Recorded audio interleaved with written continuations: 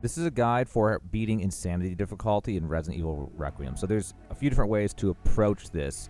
The simplest way, if you're like, for whatever reason, you just want to beat it, which it's up to you which way you want to play, go to your bonuses and go to your challenges. You're going to want to do minimalist and never touch the stuff in one playthrough. You basically just never heal in a playthrough. You can easily do that by just doing a casual playthrough because your health bounces back up to caution instead of just staying red. I'm pretty sure at least it usually does that. And then you can just brute force your way through, beat it eventually. And then after that, you can go into the special content and you can get the infinite ammo guns, which will be your biggest thing. And then if you want to get another big, really important unlock, you can get the speed demon one by just playing a casual normally, just running through. Like I have a video on this YouTube on how to do that. You can get 20,000 from there. And if you want, you can try doing the final puzzle as well to get another 20,000 along with anything else in here you want to do. You just got to get, as much of this as possible. And I have a video on the final puzzle as well if you want to do that one. But all three of those options take a little bit of time to get your points. And then you can go in here and you get infinite ammo RPG, which I don't think it requires RPG for this 7, but I don't know. Maybe you need this too. But so infinite RPG, or at least have an RPG specifically for the final boss fight, because the final boss fight's brutal on insanity. And then infinite ammo guns, and then you're good. You can get anything else you want though. Advanced tuning's really nice. You can get all these other little things if you don't want to beat the game. You can get different guns and stuff. Probably the biggest thing would be advanced tuning. The other thing I recommend if you're just trying to make it easy is in here there's I don't know if it's in the special content. Oh, it is. Infinite ribbon. Beat the game in under 4 hours. So if you're able to follow the guide that I have or something like that and beat the game on casual under 4 hours, then you can have infinite saves, which only matters during Grace's part because Leon gets infinite saves on Insanity anyway. Only Grace has to deal with the ink ribbon thing. And then you do all that, and then you go into Insanity, and you just fire Requiem at everybody, and you'll get through the damn thing eventually. It's basically the TLDR of how to beat Insanity, if you just want to beat it, okay? Then use the RPG on any bosses that are too hard. If you have infinite RPG, you could spam that too, and it's ridiculous, okay? So then you do all that, and suddenly Insanity is not really that hard, okay? But then, if you want to beat Insanity normally, which honestly, I'm going to say right now, I highly recommend trying to beat Insanity without any of these special content upgrades.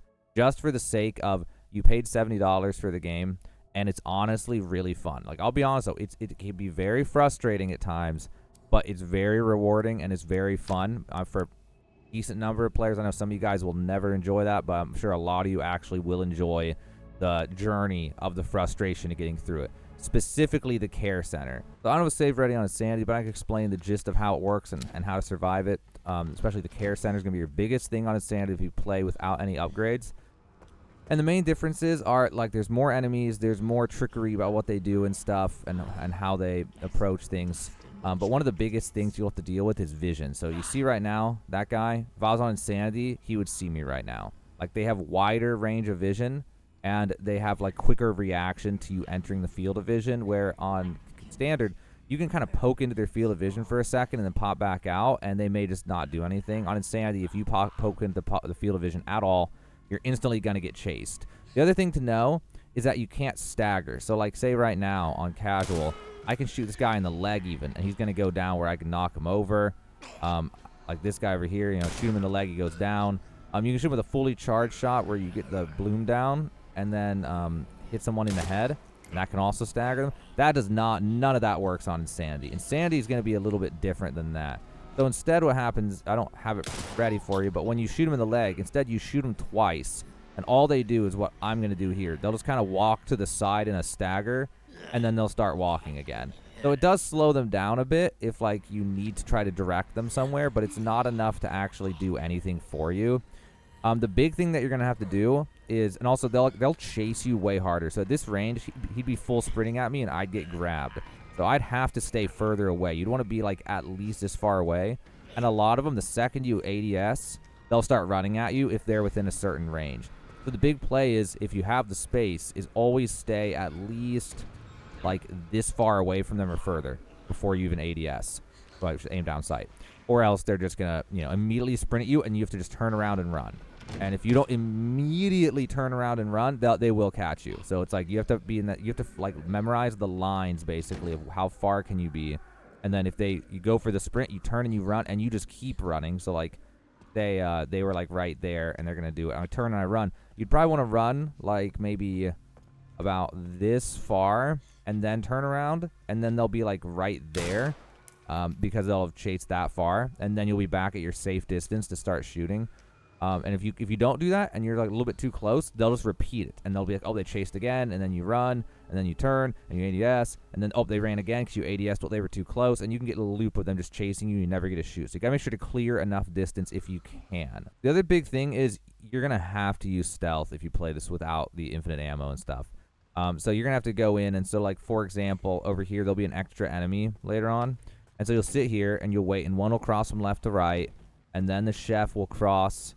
You know, from over here, he'll cross, and you'll literally have to just sit here and wait and wait and wait, and then they both go, and then you'll go down there, and you'll, like, you know, creep through and like, sneak up, like, for example, I don't want to spoil too much about it, but, like, an enemy will go into the parlor, and you'll have to walk behind him, and then sneak up and grab the hip pouch, and then run away or whatever, and because you don't have enough ammo to kill everybody for the first while of the parlor. In fact, you don't even have your gun for the first while of the parlor. You don't even get it from the same place. I don't even remember where you get it, actually. I forget where it was, but it was somewhere else. And so you're going to have to use stealth, and you're going to want to do that to conserve ammo. You're going to want to get every bit of blood that you can get and craft ammo and stuff. And also, you want to go and get the upgrade from the waiting room. There's a special one in the Sanity. I don't want to spoil too much, but that one's also going to help you a lot to get through the care center when you get that far.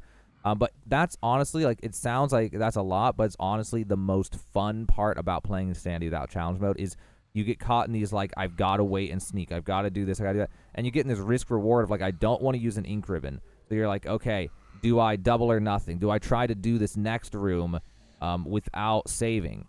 Or do I just save and then do it? Like, you have to make those choices because of the ink ribbons and using infected flesh in order to make more ink ribbons using these tins that you get and stuff. So it's just a lot of fun choices that you have to make, and you have a lot of learning, like the enemy pathing and the choices you have to make and how to do things. And I honestly highly recommend. It's insanely fun. But yeah, that's really about all there is to it. It's just sneaking around. It's learning the enemy paths.